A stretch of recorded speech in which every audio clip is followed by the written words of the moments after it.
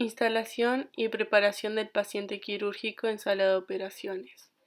En el preoperatorio inmediato se deberá ajustar el tipo de cirugía que se llevará a cabo. La lista de verificación o checklist es una herramienta desarrollada para mejorar la seguridad del paciente sometido a una cirugía. Busca reducir el número de errores y/o complicaciones. Hay 3 momentos operatorios: el preoperatorio inmediato, que sería antes de la inducción de la anestesia; el intraoperatorio, que sería antes de la incisión cutánea; el postoperatorio inmediato, que sería antes de que el paciente salga del quirófano. En cuanto a la preparación preoperatoria inmediata del paciente, en primer lugar se debe comprobar el funcionamiento de los equipos. Se debe posicionar y probar la mesa, teniendo en cuenta qué cirugía se realizará. Acomodar la cialítica, preparar la mesa de instrumentación, vestir a los cirujanos, brindar el material para la asepsia cutánea, entregar los campos estériles, la correcta ubicación del bisturí y sistema de aspiración. En cuanto a la antisepsia, se prepara la piel con clorexidina alcohólica. Se respeta el tiempo de secado y evaporación del alcohol para evitar incidentes. La antisepsia debe ser amplia, debe incluir la zona quirúrgica y un margen adecuado. La recepción del paciente. La transferencia a mesa quirúrgica se supervisa para transferir al paciente de forma segura, desde la camilla de traslado a la mesa de operaciones. Preservar todos los puntos necesarios para la seguridad del paciente, supervisar la instalación del paciente y cuidar que los brazos no superen el ángulo de abducción mayor a 90 grados para evitar lesiones del plexo nervioso braquial. Rasurado. La mayoría de las veces se lleva a cabo inmediatamente antes del procedimiento. A mayor lapso entre el rasurado y la cirugía, mayor será la probabilidad de infección. Las desventajas del mismo son la erosión de la piel, la rotura de la barrera de superficie cutánea, el riesgo de entrada y colonización de microorganismos. El posicionamiento del paciente. La posición depende del procedimiento a realizar, el abordaje que elige el cirujano, el terreno del paciente y tal. Las posiciones podrían ser de cúbito dorsal o supino. Sería la posición más utilizada. El paciente está recostado sobre su espalda. Trendelenburg, la cabeza ligeramente inclinada hacia abajo. Antitrendelenburg, la cabeza por el contrario inclinada hacia arriba. La posición ginecológica, de cúbito ventral o prono, que sería la boca abajo sobre su abdomen. Heridas, cicatrización, materiales de sutura. Definición de herida. Solución de continuidad tisular. Su clasificación puede ser temporal, morfológica o contaminación bacteriana. Una herida aguda contempla el proceso de cicatrización, tiene un mecanismo identificable, restablece la integridad anatómica. Una herida crónica tiene una falla en el proceso de cicatrización, un mecanismo sumado a comorbilidades y permanece la solución de continuidad. La morfología puede ser cortante por cuchillo, punzante por fierro o contusa por martillo. Según el grado de contaminación de la herida quirúrgica puede ser limpia, contaminada, sucia o infectada. La limpia, en condiciones de esterilidad, tiene un cierre primario. La limpia contaminada, la apertura de tractos con la flora bajo condiciones controladas. Y contaminada, apertura de tractos descritos, transgresión de esterilidad y derrame evidente. Sucia o infectada, infección de tejidos desvitalizados, contaminación fecal, entre otros. Los tipos de cierres pueden ser por primera intención, por segunda intención y por tercera intención. Cicatrización. Es un proceso fisiológico en respuesta de la injuria tisular, cuyo objetivo es restablecer rápido la integridad tisular mediante el depósito de MEC. Fases de cicatrización: inflamatoria, proliferativa o madurativa. Algunos de los factores que alteran el proceso de cicatrización pueden ser infecciones, enfermedades crónicas, alteraciones en respuesta inmune, enfermedades genéticas raras. Algunas complicaciones del proceso de cicatrización pueden ser por infecciones, por separación de bordes de la herida, cicatrices hipertróficas, heridas crónicas. La definición de sutura es un material o un medio que favorece la cicatrización de una herida aproximando sus bordes. La sutura manual, constituida por un hilo, la aguja actúa como transporte, presenta punta, cuerpo y engarce. Los tipos de agujas, según su curvatura, pueden ser rectas para piel, compuestas, media circunferencia para tejidos blancos, 3/8 para piel o vasos, 1/5 para fascia. Según su punta, puede ser cónica para vísceras o vasos, cortante para piel, roma para órganos muy vascularizados. Los materiales de sutura pueden ser mono o multifilamentos, naturales o sintéticos, absorbibles o no absorbibles. Las grapas son una unidad funcional de la sutura mecánica. Hay distintos tamaños, distintos materiales, como por ejemplo el titanio o el acero inoxidable. Permiten una rápida realización de anastomosis, disminuye el tiempo operatorio, el material no reacciona con los tejidos y tiene una rápida recuperación. Infección del sitio quirúrgico.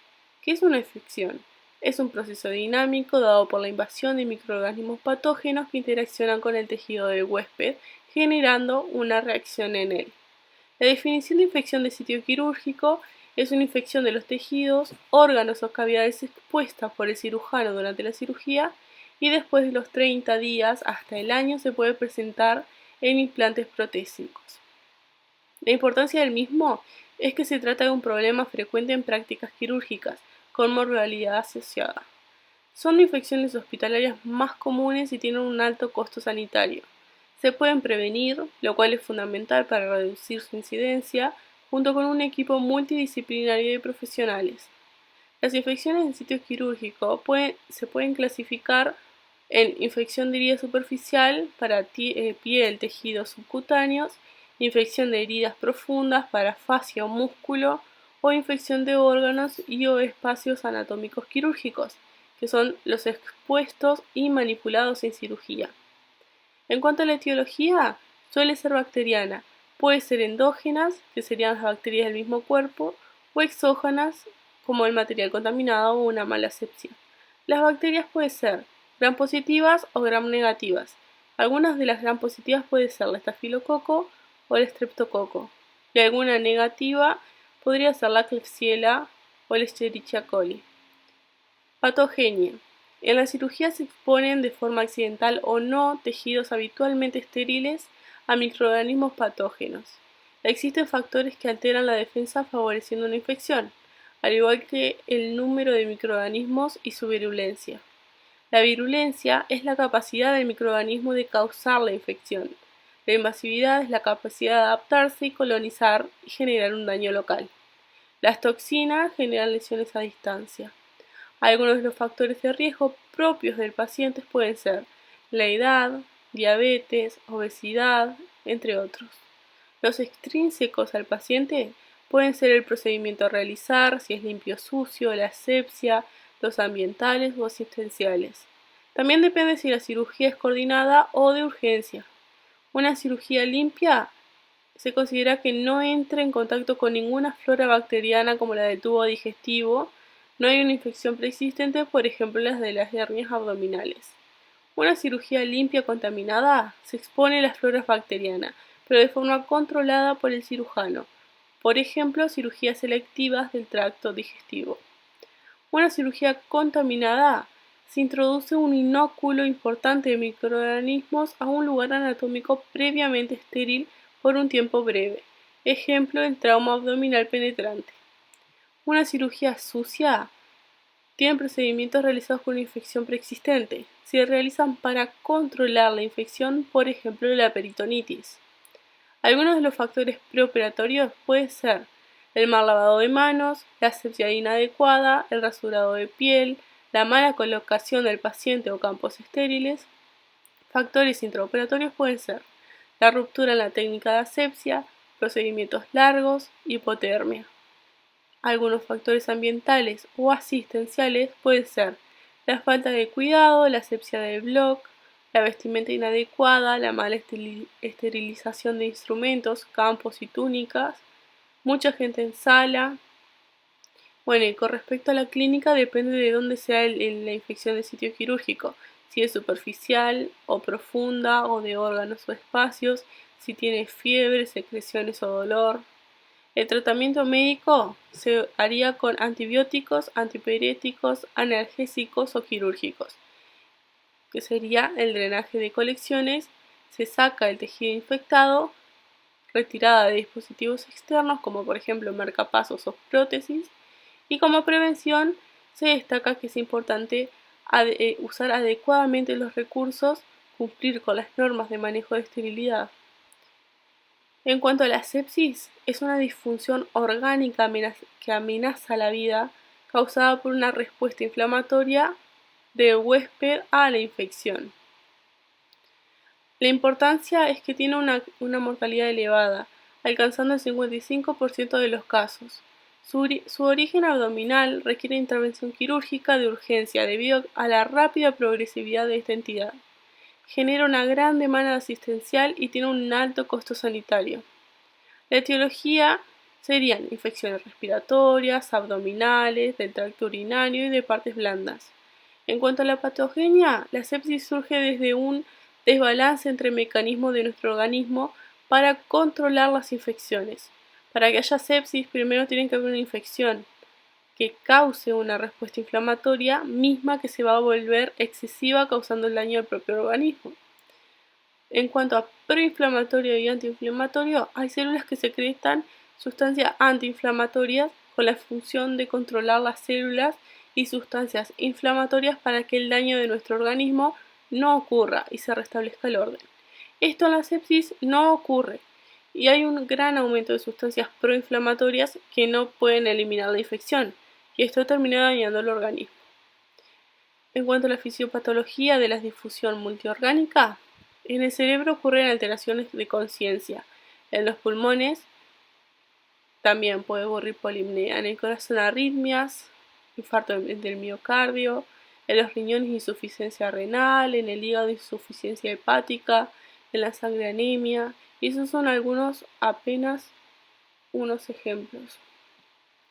En cuanto al diagnóstico, se basa en fundamentos clínicos y estudios paraclínicos. La clínica sería el foco infeccioso, si tiene fiebre, cómo sería la frecuencia cardíaca y respiratoria, si es aumentada, si tiene hipertensión arterial, si está en coma. La paraclínica podría ser los elementos indicativos de la falla orgánica. Y como tratamiento se debe tratar la falla orgánica y la infección. Es complejo. Se pone soporte vital, se interna CTI, se utiliza ventilación mecánica y oxigenación, sedación y vasoconstrictores si hay shock. El tratamiento de la infección es con antibióticos de amplio espectro, quirúrgicos en caso de sepsis de origen abdominal, partes blandas o prótesis. El pronóstico tiene una mortalidad bruta mayor al 60%.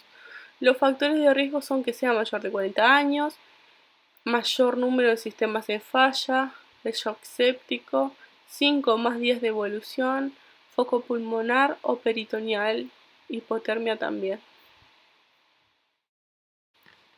Evaluación preoperatoria, postoperatoria de cirugía digestiva. La definición es un proceso de valoración clínica y paraclínica que precede al acto anestésico requerido en procedimientos quirúrgicos. Se basa en hallazgos de la anamnesis y los exámenes físicos.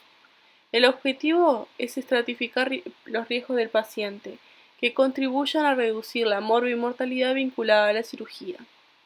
Como mecanismo, la cirugía es una agresión al organismo y busca valorar si el estado del paciente puede tolerar esta agresión. Tiene una respuesta inflamatoria por lesión tisular a nivel local y sistémico. Algunas complicaciones mayores pueden ser cardiovasculares, infartos, arritmias, insuficiencia cardíaca, pulmonares, neumonía, derrame pleural, insuficiencia respiratoria, entre otros. La evaluación general, la patología que motiva la intervención quirúrgica, la evaluación general y la cardiovascular. Busca detectar factores de riesgo y otras patologías. La clínica son los datos adquiridos por anamnesis y examen físico, como por ejemplo la edad, enfermedades, obesidad, alcoholismo, tabaquismo, entre otras. La paraclínica, suponiendo que es un paciente sano según su historia clínica, se realiza hemograma. En mujeres de una edad reproductiva se realiza la beta-HCG. Si hay sospechas, por ejemplo, se realiza ionograma, glicemia, crasis, examen de orina, electrocardiograma, rayos X, entre otros. La evaluación de riesgo cardíaco depende de las características del paciente y la cirugía. La cirugía aumenta el riesgo si se tiene eventos cardiovasculares. Las variables evaluadas clínicamente pueden ser una enfermedad cardiovascular como una cardiopatía isquémica, la insuficiencia cardíaca, una ACV, diabetes, el electrocardiograma en pacientes con enfermedad vascular, excepto si el procedimiento es de bajo riesgo. El estado funcional del paciente, esto se evalúa por un cuestionario y las 4 MET, que son unas pruebas. El postoperatorio de cirugía digestiva se define como el periodo que transcurre entre el final de una intervención quirúrgica hasta la completa o parcial recuperación del paciente. La importancia del tema es que valorar la respuesta y recuperación del paciente posterior a la cirugía, se basa básicamente en la clínica y en la paraclínica. La clínica sería el estado general del paciente, el control de los signos vitales, si tiene fiebre, evaluar y controlar el dolor, el apetito, las náuseas, los vómitos, entre otros. La cirugía digestiva implica procedimientos del aparato digestivo, principalmente en el abdomen. Se puede buscar restablecer la vía oral, el tránsito intestinal y urinario. En el examen abdominal puede haber dolor, distensión, por ejemplo. La paraclínica, ante la sospecha clínica, se puede mandar al laboratorio. Se valora las alteraciones previas y su evolución y los parámetros infecciosos e inflamatorios.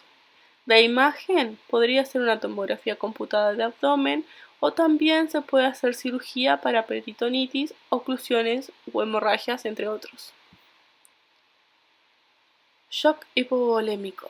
La definición es una forma aguda, dinámica y generalizada de insuficiencia circulatoria que amenaza la vida, se acompaña por un uso inadecuado del oxígeno por parte de las células que conducen a una disfunción multiorgánica, es inicialmente reversible, pero si se prolonga conduce a un daño definitivo. La importancia del tema es que representa una de las complicaciones más temidas, tiene una alta mortalidad, elevados costos sanitarios. La etiología puede ser hipervolémico, cardiogénico, obstructivo o distributivo. La fisiopatología depende del tipo de shock, porque es más frecuente la disminución del gasto cardíaco por la disminución de la precarga, el desequilibrio entre los vasos sanguíneos y el volumen sanguíneo también presenta un desequilibrio entre la capacidad del lecho vascular sistémico y la volemia circulante. No llega tanta sangre a los tejidos periféricos. Las etapas de shock pueden ser compensadas reversible, descompensada, irreversible y también la muerte. La hipovolemia absoluta se divide en el shock hemorrágico y el no hemorrágico. El hemorrágico se divide en hemorragia interna y hemorragia externa. El shock no hemorrágico en pérdidas digestivas, cutáneas y urinarias. Las urinarias pueden ser poluria, no me sale. Las cutáneas pueden ser quemaduras, las digestivas pueden ser vómito, diarrea. En el cerebro afecta, por ejemplo, en el deterioro de la conciencia, en los pulmones, en la polipnea, en el corazón, la insuficiencia, en riñones una falla renal, en el hígado fallas hepáticas, alteraciones de la célula de Kupfer, en la sangre coagulopatías, en fin, dependiendo de qué parte de los órganos sucede, afectará diferente. La clínica se evalúa el estado de shock circulatorio, puede ser por hipertensión, los signos de disfunción multiorgánica o signos de mala perfusión como el relleno capilar o la frialdad, según su etiología, por hemorragia externa, por traumatismos, hemorragias internas, sangrados internos, aneurismas o también pérdida digestiva urinaria o cutáneas. Como tratamiento, las medidas generales serían la valoración primaria, la monitorización, asegurar la vía aérea, mejorar la perfusión o corregir la acidosis. El tratamiento etiológico se basaría en el shock hemorrágico y en el no hemorrágico. El pronóstico tiene una mortalidad del 60-70% que dependerá de la causa, de las comorbilidades, la severidad, la reserva fisiológica y la respuesta a la terapia. La hemorragia digestiva se define como todo sangrado originado en cualquier parte del tracto digestivo. Es un motivo frecuente de consulta quirúrgica, mayor incidencia en añosos, potencial gravedad, altos costos sanitarios. La epidemiología es un cuadro agudo de incidencia del 0,17% por año. Aumenta la incidencia con la edad y una ligera predominancia en hombres. La clasificación según su topografía es hemorragia digestiva alta y hemorragia digestiva baja. La hemorragia digestiva alta se da en el tubo digestivo superior, proximal al ángulo de Treitz. En cuanto a su etiología, puede ser úlceras gastroduodenal complicadas en un 40%, varices esofágicas, gastritis, sangrados, traumas, entre otros. En la clínica se debe ver las circunstancias de aparición, los antecedentes, la frecuencia, el volumen. En la paraclínica se realiza en laboratorio hemogramas, CRASI, función renal. En imagen se realiza endoscopia digestiva alta o, depende del caso, una tomografía. El tratamiento busca estabilizar al paciente, le colocan sondas nasogástricas, se realizan endoscopías o cirugía. La hemorragia digestiva baja es un sangrado originado en la parte inferior del tubo digestivo, distal al ángulo de Treitz. Su etiología puede ser por trastornos anorrectales, úlceras, neoplasias, isquemias, entre otras. En la clínica se debe ver el volumen, la frecuencia, el inicio al igual que el alta. En la paraclínica se realizan los estudios de laboratorio, de hemograma, CRASIS, la función renal. En imágenes se hacen endoscopías y también se usa cápsulas endoscópicas o tomografía computada en algunos casos, y también cirugía.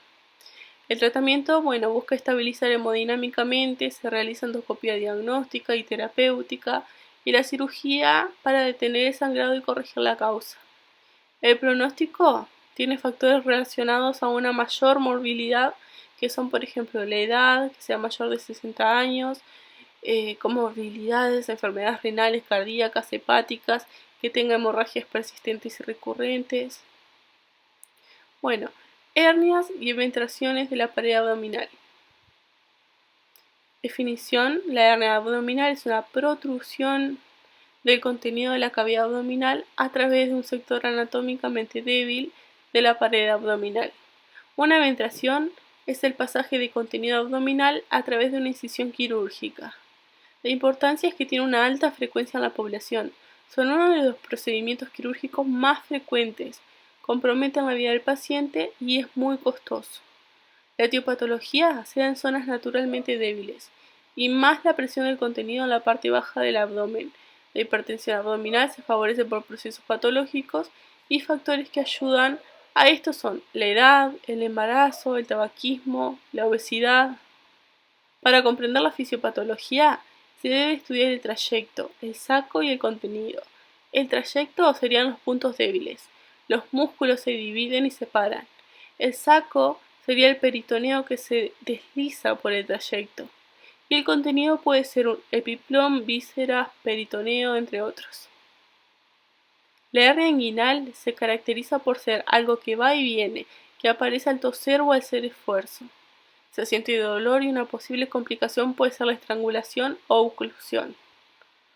Se clasifican en indirectas y directas. Las directas, el contenido protruye por el triángulo de Hensel-Bach, pero tiene menor riesgo de estrangulación. Las indirectas, el contenido protruye por el canal inguinal y tiene mayor riesgo de estrangulación. En la fisiopatología está la reductibilidad, que es la capacidad de reintroducir el contenido de la hernia a la cavidad, y la coercibilidad, que si bien mantiene reducida y protruye con maniobras de Valsalva. En la paraclínica, en casos de que sean graves, se realizan mamografías, rayos X simples o ecografías también. El tratamiento médico, que pretende estabilizar las comorbilidades, sugiere bajar de peso, etc., para llegar en mejores condiciones a la cirugía. pero también puede ser la cirugía que pretende aliviar los síntomas y prevenir complicaciones. Pueden ser hernorragias, hernoplastias, laparoscópicos o abiertos. La etiología de las penetraciones pueden ser factores preoperatorios como la anemia, la obesidad, cáncer, diabetes, entre otros. Los operatorios pueden ser cirugía de urgencia, infección de herida. Los postoperatorios pueden ser tos, EPOC, la mala condición del paciente, etc. El tratamiento es quirúrgico, tiende a desarrollar complicaciones, pretende aliviar síntomas y prevenir complicaciones, pero puede ser una ventrorrafia, una ventroplastia o por abordajes laparoscópicos.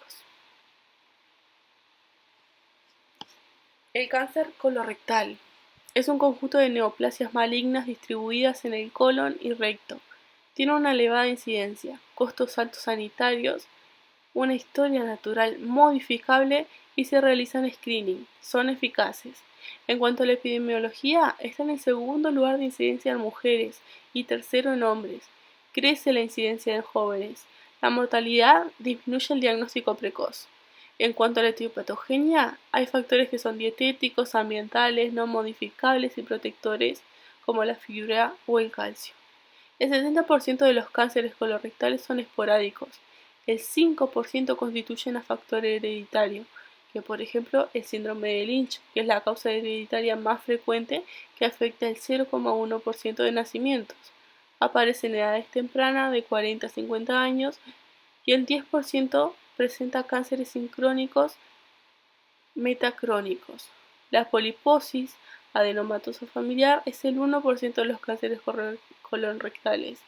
Se caracteriza por el desarrollo de pólipos adenomatosos en el colon y recto. Los síntomas aparecen a joven edad. Para que se convierta en un adenoma o un carcinoma pasa por causa de diversos factores como el aumento de oncogenes y de la COX-2, generando la transformación de células normales a células tumorales. El diagnóstico puede ser clínico, endoscópico, imagenológico y anatomopatológico. La clínica depende de la parte afectada.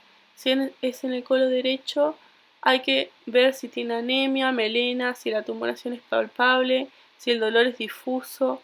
Si en ese lado izquierdo hay que ver si el dolor es tipo cólico, si tiene síndrome suboclusivo, si es en el recto, realizar una rectorrafia, si tiene dolor anal, prurito, incontinencia.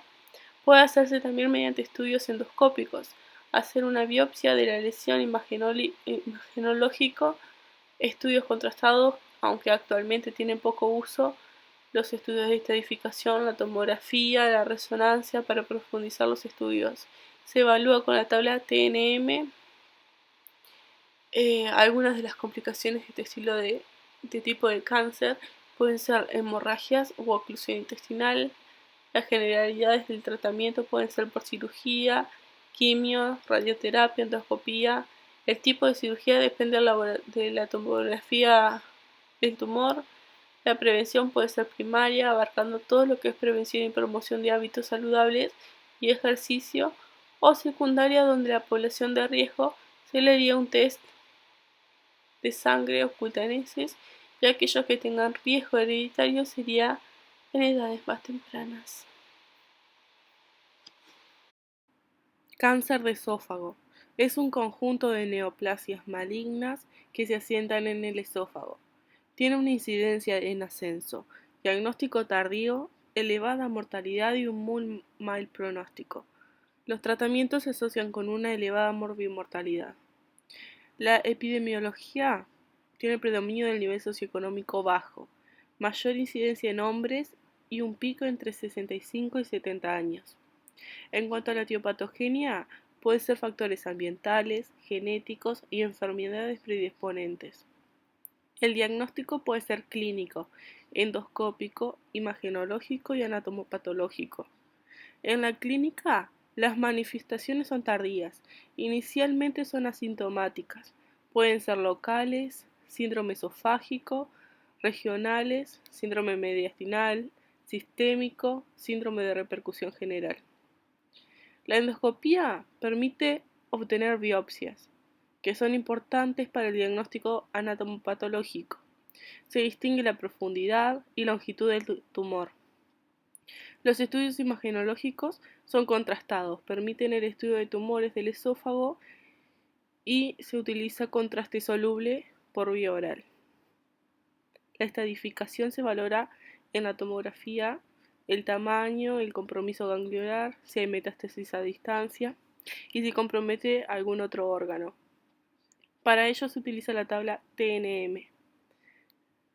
En cuanto a las generalidades del tratamiento, depende de la operabilidad, el estado general del paciente, de la resecabilidad, si el tumor se expandió, y la curabilidad, si los tumores son mayores o igual a T2, que sería de la tabla TNM.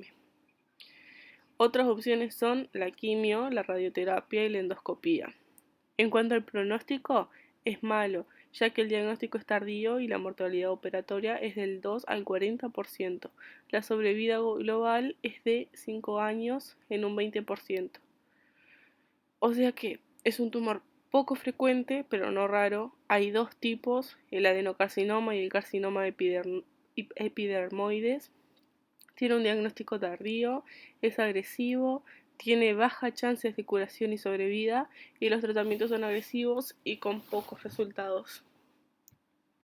El cáncer gástrico es un conjunto de neoplasias malignas que asientan en el estómago. Es el sexto cáncer más frecuente en hombres en Uruguay, el segundo de tubo digestivo. Es agresivo, dado a que es asintomático y lleva un diagnóstico tardío, tiene una alta mortalidad. La etiopatogenia es compleja y multifactorial. Su origen se desconoce, pero se han reconocido muchos de los factores de riesgo, como los ambientales, la dieta y hábitos, genéticos y hereditarios, si es mayor a 50 años, o alguna infección por Helicobacter pylori, que es una bacteria gram negativa, que predispone un ambiente inflamatorio generando una gastritis crónica que puede llevar a desarrollar la enfermedad. La naturaleza de este cáncer es en un 95% el adenocarcinoma gástrico, después el linfoma y el GIST, que se dan en un 1%. La situación del tumor puede ser en el estómago distal, en el medio y en el proximal. El distal es el más frecuente. Algunos tumores pueden comprometer todo el órgano. La clasificación endoscópica y de Lauren, primero está la clasificación de Borman, que fue propuesta en 1926, es utilizada en tumores más grandes como en el cáncer gástrico avanzado. La clasificación de Lauren fue propuesta en el 1965 y se subdivide en adenocarcinomas en dos tipos, intestinal y el difuso. Ambos son considerados mixtos. La extensión lesional puede ser locorregional, por contigüidad, vía linfática y vía peritoneal. A distancia puede ser vía linfática o vía sanguínea. La estadificación también se evalúa con la tabla TNM. En la clínica los síntomas son inespecíficos. En un 80% son asintomáticos, presentan náuseas, vómitos, anorexia, y durante la evolución puede presentar disconfort epigástrico, repugnancia selectiva a los alimentos, no tiene ritmo diario ni periodicidad, anemia, hemorragia digestiva. Y los estudios de imagen que se pueden hacer son la fibrogastroscopía, la tomografía computada y la laparoscopía. El diagnóstico puede ser clínico, endoscópico, imagenológico, anatomopatológico, y el tratamiento es multidisciplinario, depende del estado y el estadio del paciente, pretende ser curativo o paliativo. El pronóstico va a depender del estado de la enfermedad. Hidatidosis hepática. La hidatidosis hepática quística es una zoonosis causada por el estadio larvario del céstodo Echinococcus granulosus. Son invertebrados conocidos como gusanos. Es una enfermedad benigna que puede generar complicaciones. El tratamiento es fundamentalmente quirúrgico. La patogenia es el adulto, el huevo y la larva. El huésped definitivo es el perro y el intermediario es la vaca, el cerdo, oveja. El intermediario ingiere los huevos y de allí se desarrolla la fase larval, que se le denomina metacéstode. El ciclo se completa cuando el huésped definitivo, que es el perro, ingiere las vísceras contaminadas y la fase adulta ocurre en el perro, que es el huésped definitivo. El ser humano es un huésped intermediario accidental. Por lo tanto, termina el ciclo de transmisión y queda en esa. El humano se contagia por medio del agua o alimentos contaminados. Por ejemplo, los niños con las manos sucias del suelo o lavar mal las frutas o verduras y así. La localización de enfermedades en un 45% es en el hígado y también en pulmones y otros órganos. La mayor parte de las veces el quiste hidatídico es único y en un tercio de las veces es múltiple. Cuando llega el embrión al tejido parasitado, induce una reacción que da lugar a la adventicia. Esta última, junto a la fase larval, se constituye el quiste hidatídico. La hidátide es el componente parasitario. El diagnóstico puede ser clínico, epidemiológico, imagenológico, inmunológico y anatomopatológico.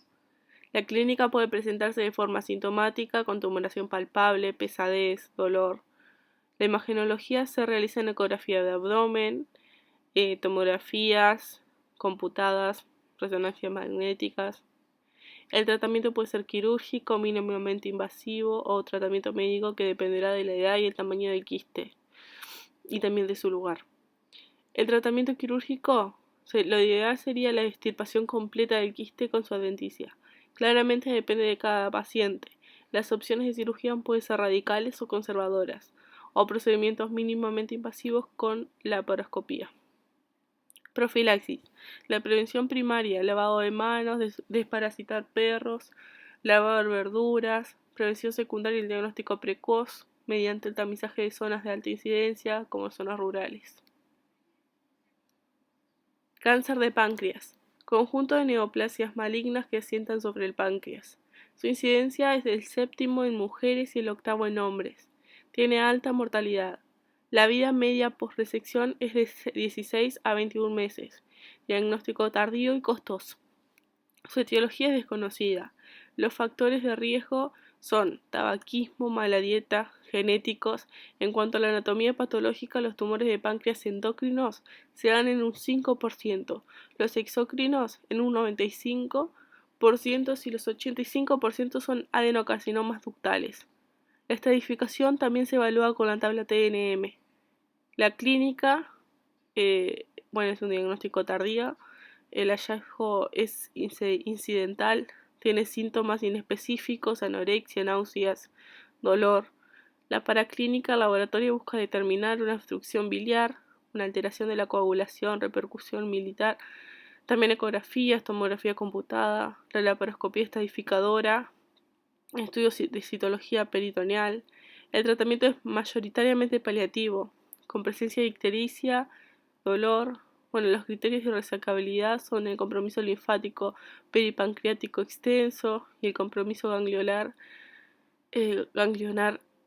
o metástasis a distancia. Litiasis biliar. Es la presencia de litiasis en la vía biliar. Colelitiasis es litiasis en la vía biliar accesoria. Coledocolitiasis es la litiasis en la vía biliar principal. Tiene alta prevalencia, es un procedimiento quirúrgico más frecuente, los tratamientos y pronósticos son variables, mayor prevalencia en añosos y mujeres. Los factores de riesgo pueden ser la edad, el sexo femenino, la obesidad, embarazo, diabetes, dislipemia. La vesícula biliar accesoria almacena, concentra y expulsa la bilis en respuesta a la ingesta. La vesícula biliar principal transporta bilis desde el hígado al duodeno. La etiopatogenia es multifactorial. Presenta un desbalance entre los constituyentes de la bilis, ácidos biliares, colesterol o fosfolípidos. Los cálculos pueden ser colesterol, que pueden ser mixtos, o pigmentarios negros o marrones. Los más normales son los de colesterol. La evolución natural, la litiasis biliar puede presentarse de forma sintomática, sintomática y complicada. La colelitiasis asintomática es el hallazgo de la litiasis biliar vesicular. Habitualmente es por ecografía abdominal, el 80% son asintomáticos y el 20% con sintomatología. y también no requiere tratamiento. La colelitiosis sintomática, que sería una obstrucción transitoria de su tracto de salida, presenta dolor, cólicos en el hipocondrio derecho y el tratamiento es médico o quirúrgico. La colecistitis aguda es la inflamación aguda de la vía biliar accesoria, se obstruye permanentemente su tracto de salida. El diagnóstico: en la clínica se ve el dolor agudo del hipocondrio derecho, buen estado general, dolor al palpar, se realiza una ecografía y el tratamiento puede ser médico quirúrgico de urgencia, se suspende la vía oral, antibióticos e hidratación. La coledocolitiasis es la presencia de litios en el colédoco. Pueden generar ictericia obstructiva, son secundarios por la migración desde la vesícula. Y en la clínica los pacientes se pueden presentar con ictericia, fiebre, dolor. En la paraclínica se realizan ecografías, tomografías computadas y también puede ser quirúrgico en algunos casos endoscópicos. Peritonitis aguda es un proceso inflamatorio agudo que compromete la serosa peritoneal. Es una patología grave, causa frecuente de sepsis e ingreso a CTI. Es costosa y requiere trabajo multidisciplinario.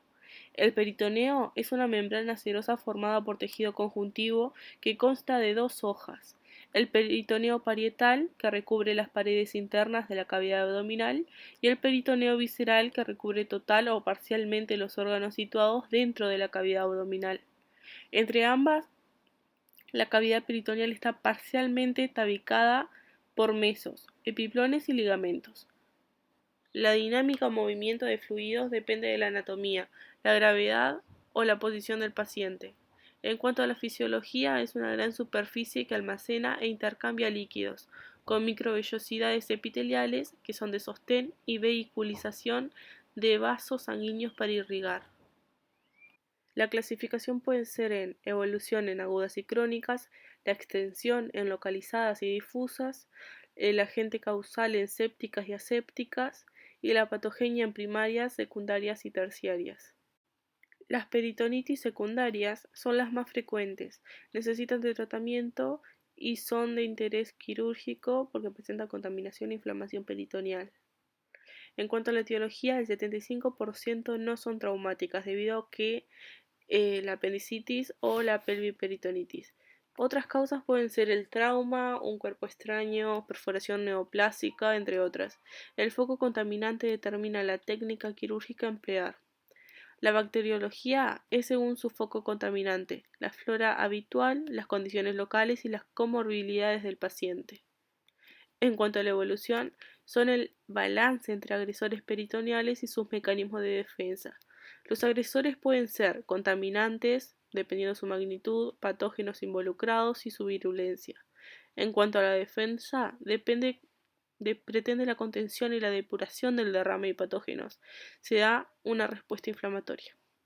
En cuanto a la fisiopatología, el sistema inmune reconoce las bacterias y responde con inflamación, la activación genética y la producción de citoquinas proinflamatorias, y localmente la vasodilatación y el aumento del flujo y permeabilidad.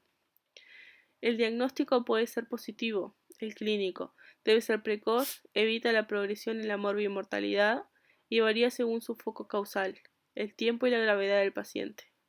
El síntoma cardinal es el dolor abdominal agudo. El foco causal puede ser el tipo del dolor, la intensidad, los signos, los síntomas previos. El examen físico en general es ver si está deshidratado, pálido, sudoroso, con fiebre, taquicardia, alteración de conciencia, entre otros. La paraclínica depende de la situación clínica y la gravedad. Y bueno, pueden hacerse estudios de laboratorio, de imagen, como tomografías computadas y rayos X, laparoscopías diagnósticas o ecografías. El tratamiento en peritonitis secundaria puede ser médico y quirúrgico de urgencia. Se da un sostén fisiológico, antibióticos y tratamiento quirúrgico. Se busca controlar el foco causal y toilet peritoneal. Cáncer de tiroides es una neoplasia maligna de origen epitelial que asienta la glándula tiroides. Se excluyen los no epiteliales como linfomas, sarcomas y metástasis. En cuanto a la epidemiología, la incidencia es baja, predomina en mujeres, tiene un pico de incidencia entre 25 y 65 años, pero puede aparecer en cualquier edad. La mortalidad es baja dependiendo del tipo. La clasificación de los cánceres de tiroides varía según su grado de diferenciación. Pueden ser bien diferenciados en un 95%, que podrían ser papilares, foliculares o de célula de Hurd. Los mal diferenciados en un 5%, que puede ser medular o anaplásico. Según su histogénesis, podría ser el celular folicular, que podría ser papilar, folicular, célula de Hurd y anaplásico, y celular parafolicular sería el medular. Las características de cada tipo de cáncer de tiroides. Cáncer papilar. Es el más frecuente en un 80%. Es más frecuente en mujeres de 40 a 50 años. Puede diagnosticarse por estudios citológicos. Hace metástasis principalmente en ganglios linfáticos cervicales y tiene una sobrevida de 10 años en un 90%. El cáncer folicular es el segundo más frecuente, en un 10%, frecuente también en mujeres de 50 a 60 años. El diagnóstico histológico realiza metástasis por sangre y no tanto por linfa. La sobrevida es de 10 años, entre un 70 a 90%. El cáncer de células de Hurd es una variable de tipo folicular. Es más agresivo, invade localmente y se disemina. Es más frecuente en mujeres alrededor de los 55 años. Se diagnostica de forma similar al folicular y la sobrevida es de 10 años, el 65%. El cáncer medular corresponde al menos al 5%, es un cuarto corresponde al síndrome hereditario. Más frecuente en mujeres, presenta metástasis de forma precoz hacia linfáticos cervicales y mediastinales. La sobrevida es de 10 años en un 90% si se detecta a tiempo, el 70% cuando hay metástasis ganglionares y 10% cuando hay metástasis a distancia. El cáncer anaplásico corresponde al 1 o 2% del total. Es el más agresivo y mortal. Se desarrolla a partir de un carcinoma bien diferenciado que pasa a ser mal diferenciado. Es más frecuente en mujeres que en hombres. El pico de incidencia es a los 70 años, es de rápido crecimiento y el 50% que se presenta para el diagnóstico presenta metástasis a distancia. El 90% muere dentro de los 6 meses después del diagnóstico. En cuanto al diagnóstico, la parte clínica, la más característica es bajo forma de nódulo tiroideo solitario y asintomático. Algunos elementos sugestivos de malignidad son de consistencia única, irregular, es un nódulo único, mayor a 3 milímetros, que crece rápido y tiene historia familiar. El bocio es el agrandamiento anómalo de la glándula tiroides. Tiene 4 grados: palpable pero no visible, palpable y visible, deforma el cuello y visible desde atrás. La paraclínica se realiza el PAF, que es punción y aspiración, también la función tiroidea, ecografía de cuello, que permite el estudio de la morfología, la tomografía computada, un estudio anatomopatológico. Pueden ser carcinomas diferenciados como papilar, folicular y célula de Hurd, y los no diferenciados, que podrían ser los medular y anaplásicos. El tratamiento, la resección quirúrgica, es el pilar terapéutico, pudiendo ser una lobectomía, una tiroidectomía, con o sin ganglios comprometidos. Después de la cirugía se realiza un centellograma de cuerpo entero para detectar si queda tejido remanente, y la terapia sistémica, los tumores irresecables resistentes al radioyodo, no candidatos a radioterapia o enfermedad agresiva de rápida evolución. El seguimiento después de la tiroidectomía total, se hace seguimiento hormonal que sustituye por todo de por vida, el seguimiento de anticuerpos anti-TG y la ecografía de cuello. Enfermedad venosa crónica de miembros inferiores. La definición sería que son unas afecciones venosas, son la anomalía del sistema venoso que evoluciona de forma crónica.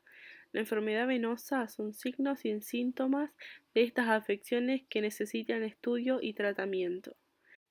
Insuficiencia venosa crónica, enfermedad responsable de edema, y su estadio más grave es la ulceración. Es motivo de consulta frecuente, es de gran impacto para la vida de los pacientes, es costoso y puede llegar a ser invalidante, con repercusión estética y psicológica.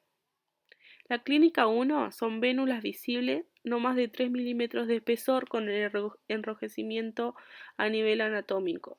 En la clínica 2 son venas varicosas con dilatación patológica de las venas superficiales del miembro inferior. Pueden generar dolor. Las complicaciones son hematomas perivaricosos, varicotrombosis y varicorragias. La clínica 3 son edemas sin cambios cutáneos. Se habla de insuficiencia venosa, sensación de pesadez, que pica, dolor, puede generar hormigueo, empeora al estar mucho tiempo parado o sentado y mejora en posición de cúbito con piernas elevadas. La clase 4, cambios cutáneos con pigmentación, pueden ser cambios en la permeabilidad de la pared venosa y hay depósito de fibrina cutáneo por similar mecanismo. En la clase 5 puede ser una úlcera venosa cicatrizada y en la clase 6 una úlcera venosa abierta. La etiología, la primaria en un 70% se origina por cambios bioquímicos en la estructura parietal. Predispone del sexo femenino, añosos, multíparas, obesos, embarazada, tabaquistas, quienes trabajan mucho tiempo sentados o parados. La secundaria en un 30% se da fundamentalmente en pacientes con antecedentes de trombosis venosa profunda, la congénita en un 1%. En cuanto a la fisiopatología, el reflujo, el daño al endotelio y el aumento de la permeabilidad con trastornos tróficos, deterioro de cicatrización o ulceración. En cuanto a la obstrucción, es la dilatación venosa post-obstructiva y la destrucción de las válvulas venosas, generando reflujo e hipertensión venosa. Implica el compromiso del sistema venoso profundo. El diagnóstico es clínico de confirmación imagenológica. En la paraclínica, el Doppler venoso es de bajo costo, rápido, valora la morfología y la hemodinamia.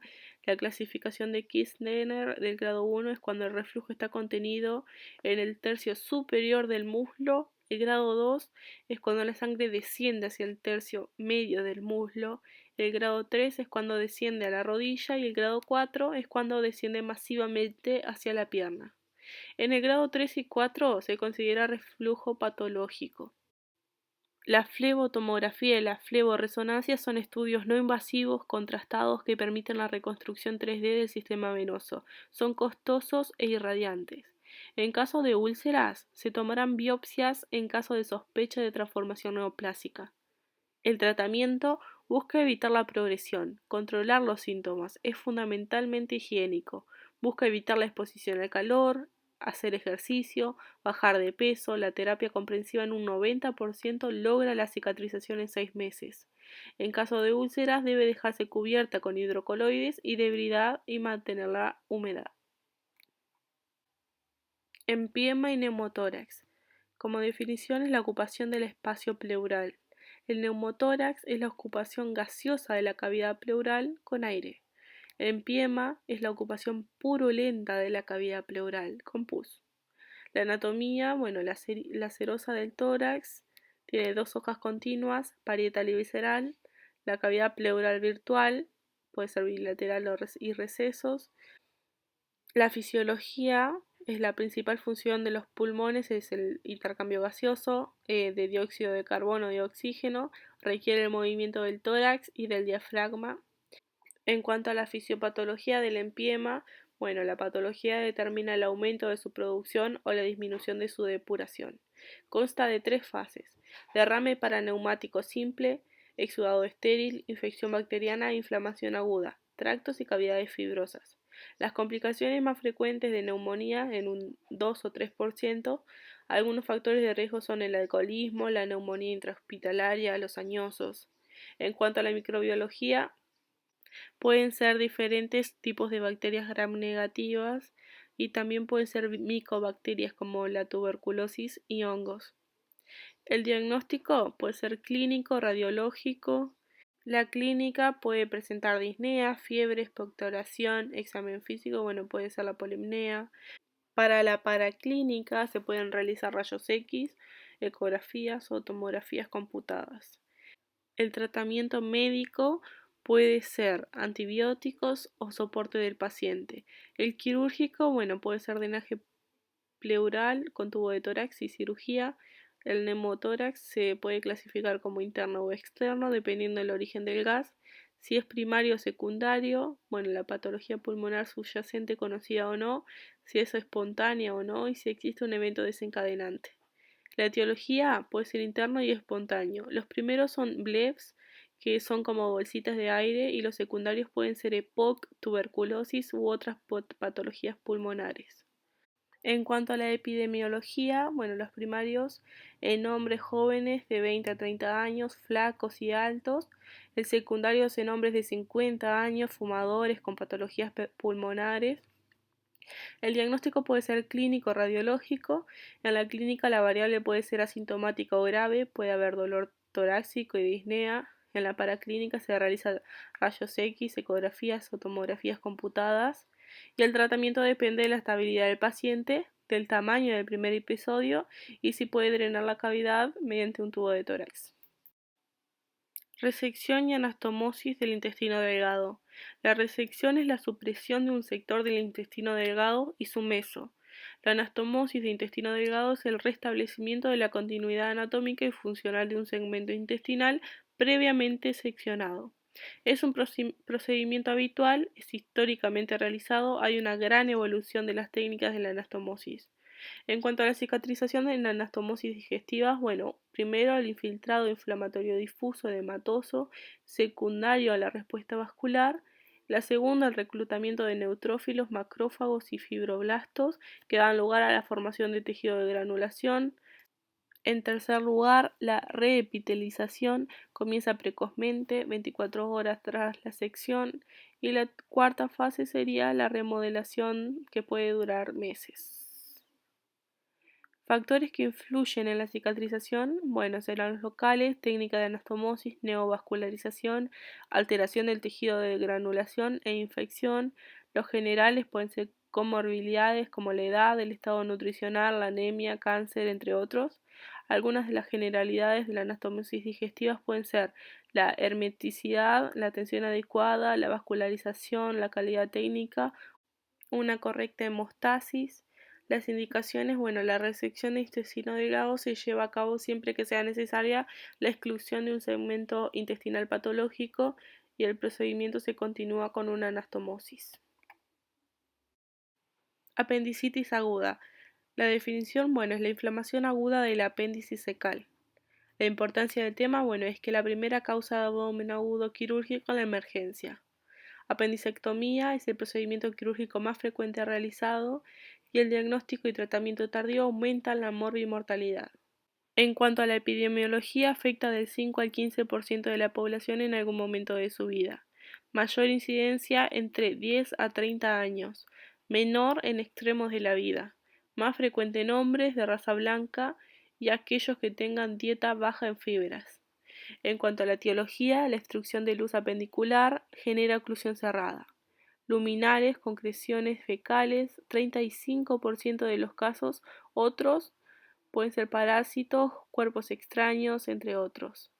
Parietales, tumores apendiculares, extraparietales y también está la compresión apendicular. En cuanto a la patogenia, la obstrucción apendicular, el desarrollo y la progresión de la apendicitis aguda, acumulación de mucus, respuesta inflamatoria local, la proliferación y aumento de gérmenes. Los estadios anatomopatológicos son normal, edematoso, flemonoso, gangrenoso y perforado. El diagnóstico puede ser clínico, bueno, que en buen estado general, dolor abdominal agudo, se hace la tríada de Murphy, náuseas, vómitos y fiebre, dolor en la fosa ilíaca derecha. En la paraclínica, habitualmente la clínica es confusa, pero por lo que se dificulta y retrasa el diagnóstico. Y si el diagnóstico es precoz, previene complicaciones. Se realizan, bueno, ecografías abdominales, tomografías computadas abdominales o laparoscopías diagnósticas que permiten examinar el apéndice y la cavidad peritoneal. El tratamiento, bueno, puede ser médico y quirúrgico de urgencia. El médico, bueno, se da analgesia, antibióticos, suspensión de la vía oral e hidratación. El quirúrgico será la remoción del foco infeccioso y el lavado de la cavidad abdominal.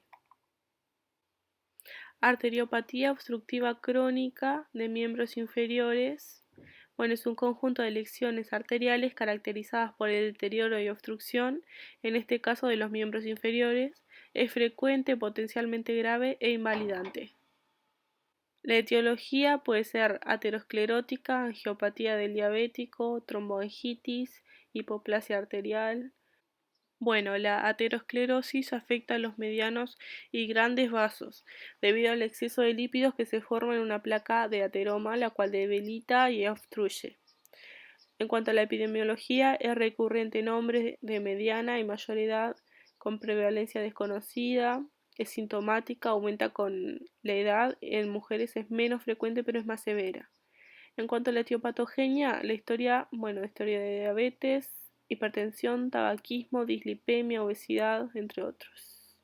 Fisiopatología, la arteriopatía está determinada por la ley de Poussier, que determina la variación de la presión de un vaso, que depende de su radio. La velocidad del flujo de sangre también, dado que esta placa obstruye y disminuye el radio de la luz, por lo que la presión sanguínea aumenta. El desarrollo de la circulación colateral se debe principalmente al gradiente de presiones pre- y post-estenóticas. El diagnóstico es clínico, de confirmación imagenológica. La clínica con una cronicidad de síntomas mayor a 15 días y la obstrucción presenta ausencia de pulsos. La clasificación de Fontaine se trata mayormente de estadios 3 y 4. Isquemia crítica, la claudicación intermitente es un dolor opresivo que aparece en la marcha, cesa cuando descansa, pero obliga a detener la marcha. El dolor isquémico de reposo es un dolor permanente que no se calma con analgésicos comunes y calma con el declive. La paraclínica indica el tobillo-brazo, compara la presión sistólica del tobillo con las arterias braquiales, confirma el diagnóstico de arteriopatía y su severidad con alta sensibilidad y especificidad. El ecodoppler es una variante de la ecografía que visualiza las ondas de velocidad de flujo de sangre y determina su dirección y velocidad. Es barato, no invasivo y técnico dependiente. La arteriografía es un estudio radiante invasivo que requiere contraste, tiene morbimortalidad propia, informa el estado del árbol arterial por encima y por debajo por una inyección de contraste hidrosoluble. La angiotomografía es irradiante, no invasiva, un estudio anatómico puede sumar la reconstrucción 3D. El tratamiento médico, puede ser control y erradicación de los factores de riesgo, ejercicio, terapia farmacológica. Y la oclusión arterial aguda es la interrupción brusca del flujo sanguíneo por la obstrucción de la luz. Tiene mortalidad alta y alta tasa de pérdida de miembro. La etiología puede ser embolia, trombosis, traumática o iatrogénica. La patogenia, el desprendimiento del émbolo, migración e impactación, trombosis progresiva distal y proximal al émbolo. La severidad dependerá de la localización del émbolo y extensión de la trombosis, la circulación colateral y el tiempo. El 11% de los pacientes con oclusión arterial aguda sufren de embolia múltiple.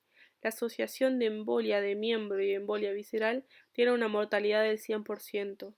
La clínica se presenta con dolor, palidez, frialdad, entre otros. El diagnóstico clínico de confirmación imagenológica, la paraclínica se realiza ecodoppler, arteriografía y el tratamiento puede ser médico o quirúrgico. Conceptos y diferencia entre los procesos anorrectales. Variedad de entidades clínicas, patologías son causa de consulta frecuente. Al hablar de patología anorrectal benigna nos referimos frecuentemente a la enfermedad hemorroidal, fisura anal, fístulas y abscesos anorrectales. Las hemorroides son estructuras anatómicas en forma de almohadilla vasculares y tejido conjuntivo del plexo venoso submucoso del conducto anal. Es el desarrollo de síntomas debido a procesos inflamatorios trombóticos y hemorrágicos de las hemorroides. La epidemiología tiene gran prevalencia, es un motivo de consulta frecuente, se presenta en jóvenes y adultos sin diferencia de sexos. Patogenia. Algunos factores predisponentes son el aumento de presión intraabdominal, posición erguida, embarazo, estreñimiento, mucho tiempo defecando, ejercicios pesados. Se clasifican en internas y externas. Las internas tienen origen por encima de la línea pectínea, recubiertas por mucosa y presentan sangrado. Las externas tienen origen por debajo de la línea pectínea, recubiertas por el anodermo y presentan dolor. La clínica, rectorragia hemorroidal, prolapso hemorroidal y disconforto y prurito anal. Las clasificaciones de hemorroides internas pueden ser del grado 1, 2, 3 y 4. Las grado 1 son aquellas que están en el interno del conducto anal, pero no salen, quedan internas. El grado 3 son aquellas que están internas, pero al defecar salen hacia afuera y vuelven a entrar. Las de tercer grado son aquellas que ya son visibles, pero se puede introducirlas manualmente. Las grado 4 son aquellas que ya no se pueden introducir manualmente y son visibles. Como tratamiento se recomienda el consumo de agua, de dieta rica en fibras, higiene con apósitos, baños con asiento, no utilizar pH, disminuir el tiempo sentado en el baño. Y bueno, el tratamiento médico, bueno, ungüentos antiinflamatorios, flebotónicos, el tratamiento intervencionista frente a la no respuesta del tratamiento higiénico, dietético y médico. En estadios más avanzados se realiza la ligadura con banda elástica. El tratamiento quirúrgico es mayoritariamente en grado 4 y en algunos casos del grado 3. La hemorroidectomía puede ser abierta, semiabierta o cerrada. La fisura anal es una úlcera lineal dolorosa ubicada en el canal anal distal y está dada por un desgarro del revestimiento epitelial del canal anal. Afectan a ambos sexos, tanto adultos como jóvenes. Absceso y fístula anal. Las agudas presentan dolor anal desgarrante y hemorragia, que suelen ser los abscesos. Las crónicas son sufrimiento anal de mayor tiempo, mayor a 6 semanas, que son las fístulas. El tratamiento dietético higiénico suele ser, bueno, una dieta rica en fibras, tomar agua, baños con asiento. El tratamiento médico se sugiere ungüentos y el quirúrgico una esfinterotomía lateral interna. La incidencia mayor de 20 a 40 años del sexo masculino es incapacitante y tiene tendencia a recidivas.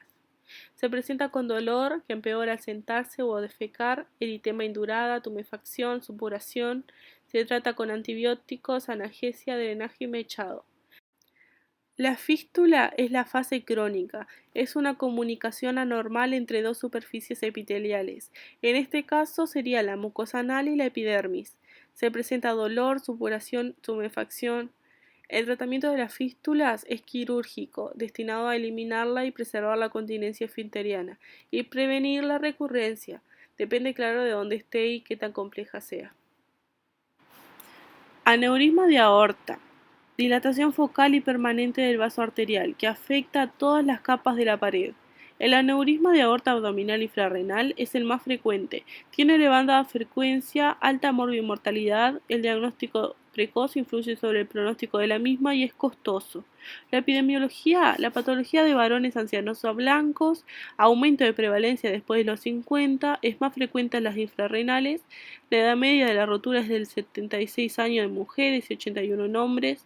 La mortalidad global de rotura es del 78%. Los hipertensos y tabaquistas tienen más riesgos. La etiopatogenia puede ser la predisposición genética, infección, inflamación, arteritis, aterosclerosis, etc. Existe una predisposición de la aorta infrarrenal a la formación de aneurismas, dada por el afinamiento y endurecimiento distal de la aorta, la masa vasorum escasa y también la predisposición dada por la edad, como la calcificación o el aumento del cociente colágeno. Puede darse por predisposición genética el síndrome Marfan o el Ehlers-Danlos. La infección puede ser viral, bacteriana o micótica. La clasificación puede ser por su estructura, tamaño, forma o puede ser por su etiología también. Puede ser degenerativa, congénita, infecciosa, inflamatoria, entre otras. La clínica tiene distintas presentaciones, por hallazgo incidental, exploración física o imagenológica, enfermedad crónica sintomática con dolor, tumoración, latidos. En el examen físico puede ser una masa palpable con latido abdominal, soplo sistólico con irradiación al pubis. Las complicaciones agudas pueden ser por rotura, embolia arterial, obstrucción duodenal y el riesgo de la rotura puede ser del diámetro mayor a 5 centímetros, hipertensión, EPOC, tabaquismo, entre otros. La clínica de la rotura puede ser dolor, vómito reflejo, distensión abdominal, signos de colon. La paraclínica puede ser por ecografía, tomografía, resonancia magnética, arteriografía. El tratamiento puede ser médico, por abandono del tabaco, por tratar la hipertensión arterial, entre otros. El quirúrgico busca prevenir la ruptura, aliviar los síntomas y restaurar la continuidad arterial. Las complicaciones postoperatorias pueden ser infección, trombosis del injerto, disfunción sexual, paraplegia, entre otros. El pronóstico, la supervivencia a los 5 años sin tratamiento es del 19%. La mortalidad global de la ruptura es del 78%. La profilaxis, la primaria, pruebas rutinarias de mayores de 65 años a mayores de 55 años con aneurismas. Secundaria, las pruebas rutinarias periódicas o reparación quirúrgica, y la terciaria, la reintegración del paciente a su actividad habitual. Cáncer de mama es un conjunto de neoplasias malignas primarias o secundarias que asientan en la glándula mamaria.